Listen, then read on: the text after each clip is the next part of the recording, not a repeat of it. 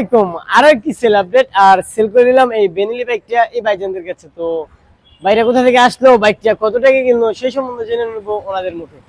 ভালো আছেন ভাই? জি, আলহামদুলিল্লাহ। কোথা থেকে আসলেন? পটিয়া দিতে কটিয়াদি থেকে। কত টাকা কিনলেন বাইকটা? 68। 68,000 টাকা দা। সম্পূর্ণ পেপারস বুঝিয়ে দিছি, হ্যাঁ, বুঝিয়ে পাইছেন? জি ভাই, তো এখন আবার কটিয়াদি চালাই যাবেন আপনারা দুই ভাই। জি ভাই। তো ভাইজানদের জন্য অন্তরিষ্ট থেকে দোয়া রাখবেন, ভাইজানদের জন্য সুস্থ সবলে নিজ গন্তব্যে পৌঁছাতে পারে, এবং কি আমাদের জন্য দোয়া রাখবেন আমরা যেন আরো কম প্রাইসে বাইক সেল করতে পারি। লোকেশন হচ্ছে নরসিংদী জেলার মাধবদ্বীপ বাস স্টেশন, শীতলাপাড়ি মোড়।